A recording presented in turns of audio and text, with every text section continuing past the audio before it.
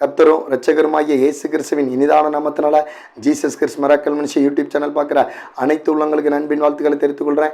இயேசுதரும் இனிய குடும்ப வாழ்வுங்கிற தலைப்பில் என்ன கொண்டு பரிசுத்தாவின் தப்பன் உங்களோட பேசுகிறாங்க. இந்த வார்த்தைக்கு நீங்கள் செவி கொடுக்கும்போது உங்களையும் உங்கள் குடும்பத்தையும் மகிழ்ச்சியின் குடும்பமாக சமாதானத்தின் குடும்பமாக தேவனாகிய கர்த்தர் கட்டாயமாக வாழ வைப்பாங்க. இன்றைக்கி ஒரு செய்தி என்னங்கிறத உங்களோட என்ன கொண்டு ஆவியான பேசுவாங்க. கலாத்தியர் 6:12 படிக்கிறேன். மாம்சத்தின்படி நல்வேஷமாய் காணப்பட விரும்புகிறார்கள் எவர்களோ அவர்கள் தாங்கள் கிறிஸ்துவினுடைய சிலுவை நிமித்தம் துன்பப்படாதபடிக்கே உங்களை விருத்த சேதனம் பண்ணிக்கொள்ள கட்டாயம் பண்ணுகிறார்கள்.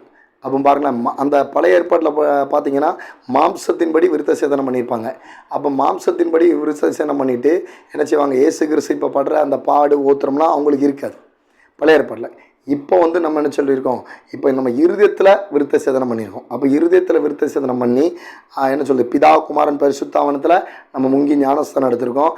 அப்போ என்ன சொல்லி நம்மளுக்குள்ள அந்த புதிய மனுஷனாக இயேசு கிறிஸ்துவை நம்ம தரித்து கொண்டோம். புதிய மனுஷனாக இயேசு கிறிஸ்து தான் உங்களுக்குள்ளே என்ன செய்யணும், உங்களை வழி நடத்தணும், உங்களுக்குள்ளே இருந்து அவர் வாழணும். அப்போ அவரு பட்ட துன்ப பாடு ஓத்திரம் உங்களுக்கு பூமியில் உண்டு.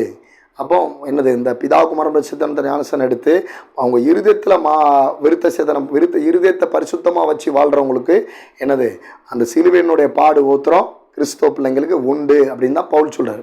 மாம்சத்தின்படி விருத்த சேதனம் பண்ணவங்களுக்கு அந்த மாதிரி துன்பம் பாடு இருக்காதுன்னு சொல்கிறார். அப்போ சிலர் பார்த்தீங்கன்னா இப்போ உள்ள காலத்திலுமே மாம்சத்தின்படி மாம்சத்தின்படிங்க என்ன சொல்கிறார், பிதா குமாரன் பரிசுத்த ஞானஸ்தானம் எடுத்து அப்போ அந்த இருதயத்தில் விருத்த சேதனம் பண்ணாமல் நானும் கிறிஸ்தவ தான் அப்படின்னு ஒரு சில சகோதர சகோதரி நினச்சிட்டாங்க. அவங்க உள்ளத்தில் நினச்சிக்கிட்டாங்க, மற்றவங்ககிட்டையும் சொல்லிக்கிடுறாங்க. ஆனால் என்ன செய்ய மாட்டாங்க, சின்ன பாடு ஓத்திரம் வந்துட்டுனா ஆண்டவர் விட்டு பிரிஞ்சிடுறாங்க. ஏசப்பா சொன்ன இந்த பைபிள் படி வாழ மாட்டாங்க. அப்போ என்ன செய்கிறாங்க, என்ன சொல்கிறது, இந்த வசனம் சொன்னபடி மாம்சத்தின்படி நல்வேஷமாய் அப்போ என்ன செய்கிறாங்க, பைபிள் எடுத்துக்கிட்டாங்க, ஸ்தோத்திரம் போட்டுக்கிட்டாங்க. அது ஒரு வேஷம் தெரிச்ச மாதிரி தான் வாழ்கிறாங்க. உள்ளத்தில் பார்த்தா அந்த பரிசுத்தம் இல்லாமல், பரிசுத்தமான அந்த விருத்த சேதனம் இல்லாமல் தான் வாழ்கிறாங்க. பைபிள் எடுக்காங்க, ஸ்தோத்திரம் போடுறாங்க, பைபிளில் என்ன செய்கிறாங்க, நல்லா என்ன செய்கிறாங்க, அது ஓரளவு தசம்பாவம் கொடுக்குறாங்க. ஆனால் உள்ளத்தில் விருத்த சேதனம் இல்லை, பரிசுத்தமான விருத்த சேதனம் இல்லை, பரிசுத்தமான வாழ்க்கை அவங்களுக்குள்ள. அப்போ என்ன செய்கிறாங்க, மாம்சத்தின்படி என்ன செய்கிறாங்க, பாஸ்ட் மரக்கண்டா ஐயா சோத்திரம் அந்த அன்றைக்கி ஐயா அதை செய்யட்டுமா இதை செய்யட்டுமா அப்படின்னு என்ன செய்கிறாங்க. ஒரு சில சகோதர சகோதரர் ஒரு மாதிரி வேஷம் தெரிச்சுட்டு தான் இப்போ கிறிஸ்தவங்க வாழ்கிறாங்க. அப்படி வாழ்ந்து என்னங்க பிரயோஜனம் இருக்குது, ஒரு பிரயோஜனம் கிடையாது. அப்போ அந்த ஏசப்பா அந்த சிலுவையை எடுத்துகிட்டு அந்த பாடு ஊத்துறோம் நிற்கிற பாடு ஊத்துறோம் உங்களுக்கு இருக்காது. நீங்கள் அப்போ என்ன செய்யணும், உலகத்துக்காண்டி என்னது வேஷம் தான் தரிக்க வேண்டியதாக இருக்கும். நீங்களும் முங்கி ஞானஸ்தானம் எடுத்திருப்பீங்க, உங்கள் இருதயத்தில் பரிசுத்தமாக விருத்த சேதனம் இருக்காது, ஆண்டருக்கு பயப்படுற பயம் இருக்காது. ஆனால் பேருக்கு கிறிஸ்தவன், நானும் கிறிஸ்தவன் அப்படின்னு சொல்லிக்கிடுவீங்க. அப்போ எப்படி அந்த ஆத்மா பரலோகம் போகும்? அப்போ உங்களுக்குள்ள இயேசுவோட அன்பு வெளிப்படணும், இயேசுவோட கிரியை வெளிப்படணும். ஏசப்பா எவ்வளோ பரிசுத்தமாக அந்த 33 வருஷம் வாழ்ந்தாங்களோ அந்த ஏசப்பா உங்களுக்குள்ள வந்துட்டாங்க. அவங்க அதே மாதிரி நீங்கள் நினச்சிடணும், பரிசுத்தமாக வாழணும். அந்த பரிசுத்தமான விருத்த சேதனம் உங்கள் இருதயத்தில் கட்டாயமாக இருக்கணும். அப்போ இல்லாமல் அப்படி ஒரு சில சகோதரத்தில் கிறிஸ்தவங்களாக இருக்காங்க, அப்போ சர்ச்சைக்கு போகிறவங்க நினச்சிடறாங்க, வேஷம் தரிச்சிக்கிட்டு இருக்காங்க. இப்போ உள்ள காலத்தில் சும்மா நினச்சிடறாங்க, எங்கே பார்த்தாலும் ஒரு சில நடிப்பு. ஒரு சில ஆண்டோர் செல்லவங்க இருக்காங்க, ஆண்டோட வார்த்தையெல்லாம் சொல்லுவாங்க, ஆனால் வாயில் வர்றது பூரா கெட்ட வார்த்தை, மற்றவங்களை சபிக்கிறது. இந்த மாதிரி ஆண் இருக்காங்க, பெண் இருக்காங்க. ஆனால் கிறிஸ்தவனுக்கு எடுத்தாங்க, பைபிள் எடுத்துக்கிட்டாங்க, சர்ச்சைக்கு போய்டுறாங்க. இப்படி வேஷம் தரிச்சு என்ன பிரயோஜனம் இருக்குது? இருதயத்தில் அந்த பரிசுத்தமான விருத்த சேதனம் இல்லாமல் ஒரு பிரயோஜனம் கிடையாது.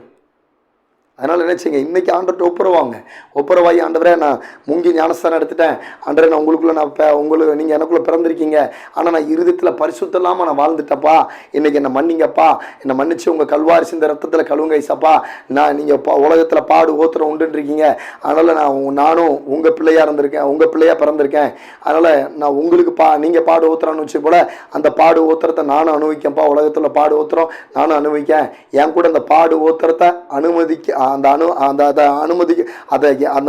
பாடு ஊத்திரத்தை நீங்களே என் கூட சேர்ந்து என்ன செய்றீங்க, அனுபவிக்கீங்க.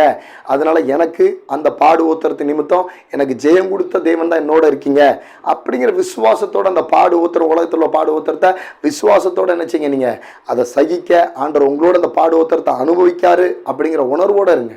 பாடு ஊத்திரம் உலகத்தில் இருக்கும், அது இல்லாமல் இருக்காது. ஏன்னா ஆண்டவருக்கே ஊத்திரம் இருந்தது. அப்போ அவரோட பிள்ளைங்க உங்களுக்கு ஊத்திரம் இருக்க தான் செய்யும். ஆனால் அந்த ஊத்திரம் உங்களோட என்ன செய்யாது, குடும்பம் நடத்தாது. ஏன்னா அந்த ஓத்திரத்தில் அந்த பிசாசோட தலையை நசுக்கி ஜெயம் பெற்றவர் தான் உங்களோட இருக்கார். அந்த உணர்வுக்குள்ளே வாங்க. அடுத்த ஒரு வசனம் படிக்கிறேன். கலாத்தியர் 5:2 படிக்கிறேன் பாருங்கள். இதோ நீங்கள் விருத்த சேதனம் பண்ணி கொண்டால் கிறிஸ்துவினால் உங்களுக்கு ஒரு பிரயோஜனமும் இராது என்று பவுலாகிய நான் உங்களுக்கு சொல்கிறேன். முடிஞ்சிட்டா? கலாத்தியர் 5:2 அந்த வசனம் இருக்குது. அப்போ மாம்சத்தின்படி விருத்த சேதனம் பண்ணி கொண்டா, இப்பவும் ஒரு சிலவங்க இருக்கிறாங்க, எங்கள் சபையில் அந்த 10 நியாயப்பிரமாண கட்டளையின்படி தான் அதை நடத்துகிறாங்க, அந்த மாதிரி தான் சொல்கிறாங்க, அதுதான் முக்கியம் அப்படிங்கிறாங்க அப்படின்னு ஒரு சகோதரி என்கிட்ட சொன்னாங்க. நல்ல ஒரு ரட்சிக்கப்பட்ட அபிஷேகம் பெற்ற சபைக்கு போகிற சகோதரி, அவங்க பாஸ்டராக தான் சொன்னார். புரியுதா? அப்போ இயேசு இன்னும் அடுத்த என்ன காலகட்டம் இருக்குங்கிறத அடுத்த வீடியோவில் நான் உங்களுக்கு தெளிவாக சொல்கிறேன். அப்போ நான் உங்களுக்கு இப்போ நல்லா தெளிவாக புரிஞ்சுக்கிடுவீங்க. அதனால் என்ன செய்யணும், நீங்கள் மாம்சத்தின்படி விருத்த சேதனம் பண்ணவங்களுக்கு அவரால் ஒரு பிரயோஜனமே இருக்காது. இயேசு கிறிஸ்து வந்தார், உங்களுக்காண்டி உங்கள் பாவத்து நிமித்தம் அடிபட்டார், ரத்தம் சிந்தினார், உங்கள் சாபத்துக்காண்டி உங்கள் வியாதிக்காண்டி அடிபட்டார், ரத்தம் சிந்தினார், அப்படிங்கிறதுல ஒரு பிரயோஜனமே இருக்காது. நீங்கள் மாம்சத்தின்படி விருத்த சேதனம் பண்ணிங்கன்னா ஒரு பிரயோஜனமும் அவரால் இருக்காது. நீங்கள் இது என்ன சொல்கிறது, உங்கள் இருதயத்தில் விருத்த சேதனம் பண்ணி கொண்டீங்கன்னா, இருதயத்தை பரிசுத்தமாக வச்சுக்கிட்டீங்கன்னா, அந்த பரிசுத்தமான இயேசு என் இருதயத்தில் ஆலயமாக இருக்கார், அப்போ நான் இருதயத்தை நான் பரிசுத்தமாக வச்சுக்கிடுவேன் அப்படின்னு இருதயத்தில் நீங்கள் பரிசுத்தமாக இருதயத்தை விருத்த சேதனம் பண்ணி அந்த இருதயத்தை நீங்கள் பரிசுத்தமாக காத்து கொண்டீங்கன்னா, அப்போ இயேசு கிறிஸ்துவனால உங்களுக்கு எல்லா பிரயோஜனமும் இருக்கும். உங்களுக்கு விடுதலை உண்டாகும், சுகம் உண்டாகும், பாவத்தை மன்னிச்சு அதிலிருந்து ஒரு ஆசீர்வாதம், அதில் நன்மைகள் கிடைக்கும். சாபத்துக்காண்டி அவர் சாபமாக இருக்கார், அந்த சாபம்லாம் அவர் போக்கி அந்த சாபத்துக்காண்டி உங்களுக்கு ஆசீர்வாதம் உண்டாகும். அதுக்கப்புறம் உங்கள் வியாதிக்காண்டி என்ன செஞ்சுருக்காரு, அவர் சிலுவையில் அடிபட்டிருக்காரு, அதனால உங்களுக்கு சுகபலன் கிடைக்கும், பல நன்மைகள் கிடைக்கும்.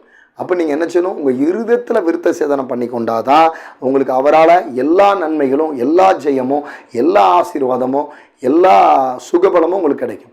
அதில் அந்த வசனம் உங்களுக்கு புரிஞ்சுக்கு நான் விசுவாசிக்கிறேன்.